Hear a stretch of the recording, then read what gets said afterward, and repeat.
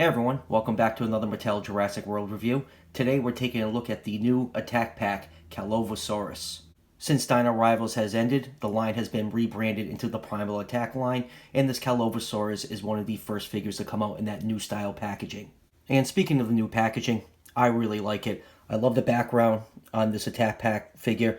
You got a nice sunset in the background with some paddock fencing. You still got the Jurassic Park logo up in the corner, and you still have Owen in blue. We got some nice gray coloration along the side right here with these red stripes. I really like the contrasting colors on this. Very, very beautiful style packaging.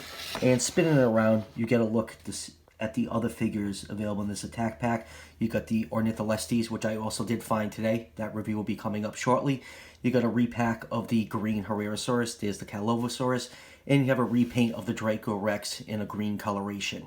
And you also have the logo for the Fax app in its new color scheme ever since the update came out a few weeks ago to get ready for Primal Attack. So that will pretty much do it for covering the packaging. So let's crack this cool, obscure dinosaur open and take a closer look. And here is the Callovosaurus out of the packaging. And this is a pretty cool attack pack figure. I know a lot of you are wondering, what in the world is a Callovosaurus? Normally when I do these Jurassic World reviews, I don't get too scientific since, most of these dinosaurs are just, based on movie monsters. But this is such an obscure dinosaur that an explanation of what kind of dinosaur this figure is definitely needed. So, Callovosaurus is from the Middle Jurassic period of England, and not much is known about the skeleton of this animal. The only part of the skeleton that is described is a left thigh bone that was discovered, I think, in 1889, and there's also a partial shin bone that could be a Callovosaurus. It was found in the same quarry, and when it was first described, it was called Camptosaurus ledsii. And then, a few years later, another paleontologist re-examined the bone and determined that it really wasn't a Camptosaurus type dinosaur. It was more closely related to Dryosaurs, and Dryosaurs are another type of Ornithischian dinosaur, and this figure right here just resembles basically a Camptosaurus or even a juvenile iguanodon. If, this figure is based off the species it should be related to, the Dryosaurs, it would be a lot more slender of a figure. It would be more bipedal. The neck would be longer and thinner, and the tail would be a lot longer. So, pretty interesting that they call this a Callovosaurus and just made it look like a small iguanodon type dinosaur. But anyways, I've always wanted a good Camptosaurus figure from pretty much any company, and this little figure right now is gonna substitute in my dinosaur collection as a Camptosaurus for now. I'm probably just gonna pick up another one and do a repaint. But anyways, let's just take a closer look at the figure and get on with this review. So let's do a couple quick measurements. This figure is just about 7 inches long from the tip of the tail to the tip of the snout, and just over 2.5 inches tall to the top of the head right here.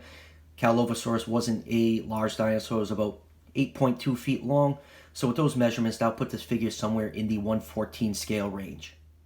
So let's move on to the pose of this figure. It's a standard walking pose, but there's a couple little things on it that really stand out to me. If you turn the figure around right here, you can see this hand is touching the ground and those fingers are splaying underneath the weight of the animal. I think that's a very cool touch.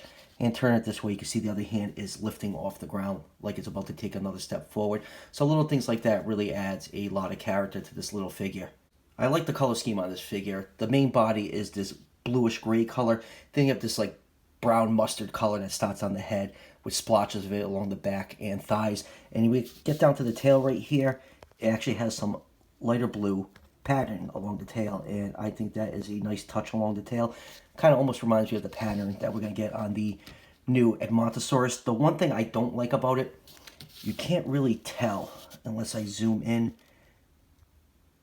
The side of this face-like coloration right here, it's a different shade compared to what's on top of the head. And the way it's applied, it looks like it's screened on. If you look at it really closely, it just looks kind of pixelated, I guess. It looks really nice from a distance, but when viewed up close, it is kind of distracting. And the other cool part is the beak right here is done in a light blue color. Definitely overall, I do like the color scheme on this figure.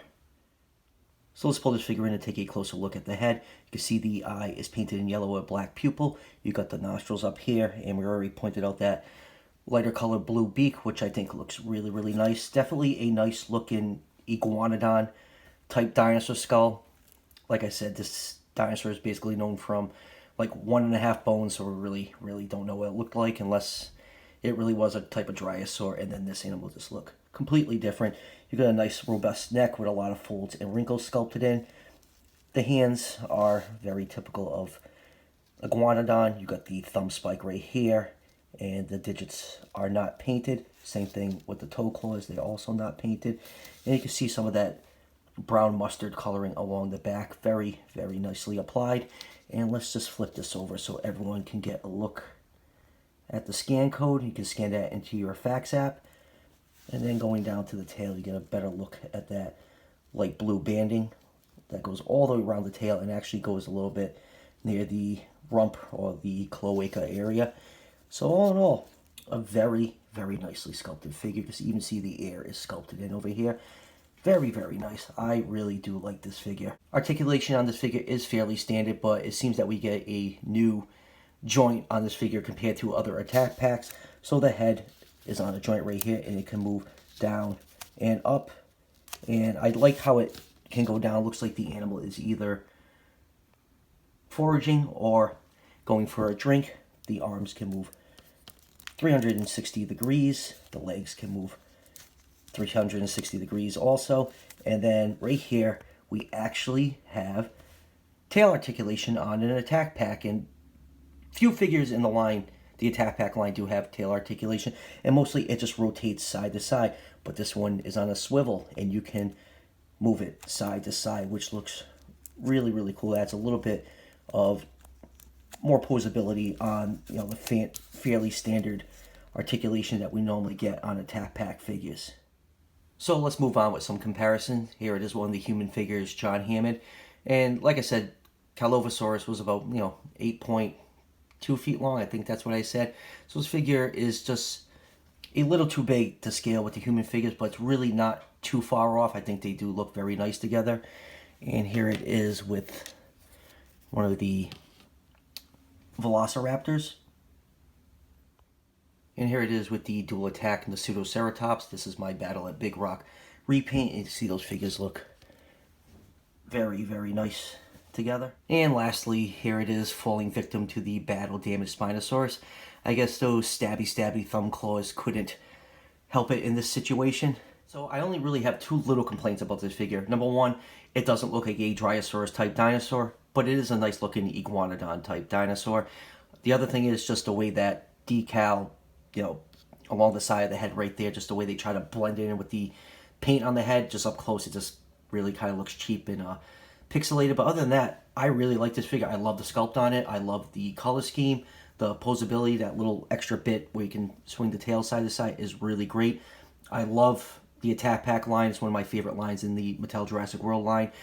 It almost feels like Mattel's kind of becoming like mini Collectae, just releasing obscure dinosaurs, and I love every second of it. We're getting a lot of cool stuff this year. We're getting Cryolophosaurus, Edmontosaurus, Sauropelta, we got Ornitholestes. So there's a lot to look forward to this year, and I'm glad I found this guy in stores. Right now, these new attack packs are only popping up at Target. I went to Target today. They only had a couple of the green Draco Rex repaint on the shelf. There was a employee working the next aisle over. I walked up to them, asked if they had any more in the back. She went in the back and checked and brought both of them out to me. So I was very happy for that. None of these are available online yet to order through Amazon, except for the Ornitholestes. I believe that came up for pre-order a couple weeks ago, which reminds me, I have to go cancel that now since I just picked one up. So whenever those online links pop up, I will leave them in the description. So if you can't find them in stores, hopefully these will be popping up online soon, like Amazon, which I think they will. And the only other thing is, there is no dinosaur collector card inside the packaging. That ended with Dino Rivals, which is kind of a shame. I did enjoy getting the collector cards, but it is what it is. I do have the Ornitholestes. That review will probably be up either tomorrow or the next day, and I am getting the new Primal Attack Legacy T-Rex. It's just the Legacy Collection T-Rex painted like the Bite and Fight that comes in the Primal Attack packaging. I should have that figure hopefully later today, so also be on the lookout for that review. And so that'll pretty much do it for this review. And just remember, if you're enjoying the reviews on this channel, show your support by hitting that subscription button underneath the video. Each subscription helps out the channel tremendously, and it's greatly appreciated. And I'll see you guys for the next one.